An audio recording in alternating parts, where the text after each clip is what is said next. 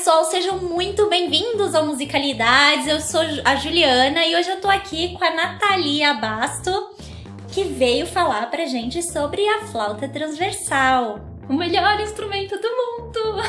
Bom, aqui no canal a gente já trouxe a Natália Domingos pra falar da flauta doce. Mas hoje a gente vai falar da flauta transversal. A flauta em si é um instrumento aí de milênios e milênios atrás, é um instrumento talvez muito conhecido mundialmente, né? Você poderia contextualizar um pouco sobre a flauta transversal? É como você disse, né? A flauta tá há milênios e acho que não deve existir um povo que não tivesse a flauta como instrumento, né? Desde quando ele era feito de osso até ele passar a ser feito de madeira. E aí tem a flauta doce, aí veio a flauta transverso. E, bom, ela não era desse jeito no começo. Também tem a ver com essa questão da manipulação de metais, né? Que não era tão comum. E aí, pensando que o traverso não tinha nenhuma chave, inicialmente, ela vai ter depois, né? O Quantz, né, que foi um grande compositor e também ele escreveu métodos, tudo para flauta transversal. Ele vai fazer também ele traz algumas melhorias para o traverso, que são algumas chaves e tal. Mas a coisa é que o traverso ele precisava ser possível tocar com essas mãos, né? A gente não tem muitos dedos. Os buracos tinham que ser posicionados em um lugar que fosse orgânico, né? De você poder pegar no traverso e cobrir eles todos e fazer os movimentos. E isso não sempre caía assim em lugares que vão ser afinados, né? E é um pouco dessa coisa que vai trazer a flauta nessa monstruosidade de coisas, né? Sim. Porque aí o pessoal agrega uma chave, aí depois 5 chaves, né? A primeira que foi essa daqui. Até que chega um ponto na história que aparece o herói, né? O nosso querido Theobald Bohm, que foi um compositor e flautista. Ele era muito virtuoso, mas ele também era inventor. Ele foi o primeiro a pensar na construção da flauta do ponto de vista acústico, né? Vendo a questão da afinação. Daí, ele corrigindo isso daí, ele viu que precisava de uns buracos a mais, de umas compensação, né? Ele falou, não vai dar certo, né? Se for pensar só no encaixe da mão, porque se você olhar bem, tem muito mais chaves, né? Que são essas coisinhas que cobrem todos esses furos. Não sei se dá pra ver. Então ele pensou todo esse mecanismo para poder chegar num instrumento que fosse, além de fácil de tocar também, ele pensou na questão da digitação ser simples, ele pensou na questão da afinação. Inclusive ele teve muito problema para ser aceito, porque o pessoal, vou ter que mudar toda a digitação aí, rapaz. E aí, o que a gente faz? Né? E teve muito problema mesmo, até finalmente ser o modelo que a gente chegar usa nesse instrumento. É importante falar que toda essa questão também de uma afinação padronizada da orquestra é tudo da linguagem atual, né? Os instrumentos de antigamente estavam inseridos em outros contextos e tinham outras linguagens musicais, e para a linguagem atual tem novos instrumentos para compensar isso. Então, aproveitando que você falou tudo isso, né, comenta pra gente aqui um pouquinho sobre essa coisa de que antigamente as flautas eram, assim, todas feitas de madeira, mas hoje em dia não, né? Hoje em dia é de metal, só que elas ainda fazem parte do naipe de madeiras, né? Que se ainda chama naipe de madeiras. Então, comenta um pouco pra gente sobre isso. Voltando no Bohm, ele começou a fazer esse sistema aqui, ó. Você percebe que vai precisar de muitas perfurações numa madeira, né? E ele começou a ter problemas, né? Porque a madeira é um material meio sensível, né? Quem é luthier sabe, né? Que às vezes dá aquela magoada, né? E uma vez rachado o instrumento já não é mais útil.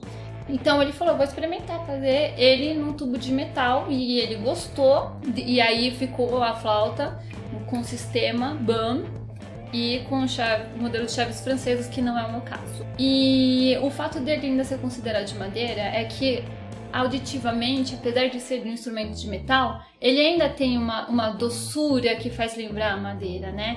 Inclusive eu ia perguntar sobre isso, né? Porque mudar num instrumento que é feito completamente de madeira para um de metal muda bastante o timbre, né? Sim, muda muito mesmo. Mas ainda assim ela não perdeu algumas características que aí você consegue ainda classificar ela como um instrumento de madeira. Mas antes de continuar na entrevista com a Nathalie, se inscreva aqui no canal se você tá gostando e deixa o like pra gente que ajuda muito. E não vai embora ainda, porque no final do vídeo a gente vai tocar uma música pra vocês. Então, aproveitando que você tá falando bastante, né, de toda a anatomia aí da flauta, explica pra gente como o som é produzido, né, na flauta. A coisa mais legal de você entregar a flauta na mão de alguém que nunca tocou é que a pessoa vai fazer isso daqui.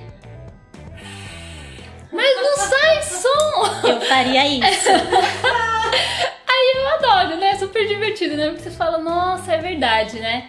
Então, a gente não sopra tudo dentro do... A ideia é fazer assim, o buraquinho tem uma paredinha. A ideia é você soprar que uma parte do ar vai entrar, a outra tem que sair.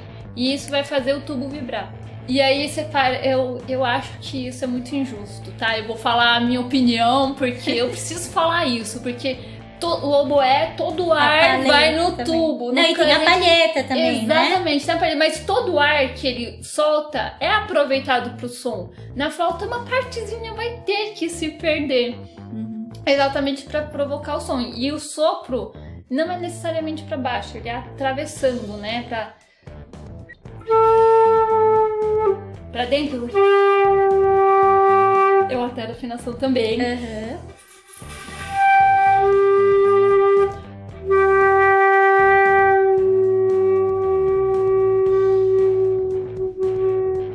Eu consigo controlar isso.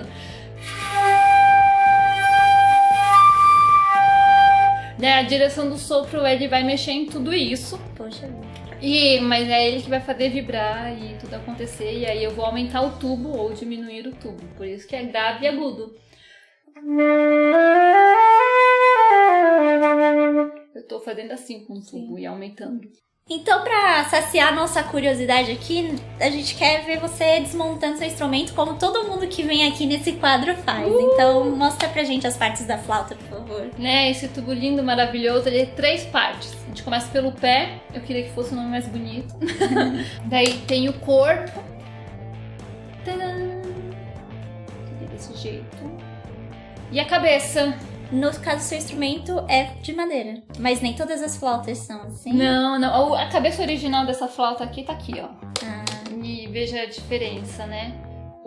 Esse bocal aqui é feito por um luthier brasileiro, né? O de Paula Medina. E é uma coisa que é meio nova, apenas o bocal, né? E isso afeta o som, muda o timbre. A gente pode ouvir, aí vocês tiram as suas conclusões, não é? É sempre uma opção ouvir. Esse foi o som com a madeira.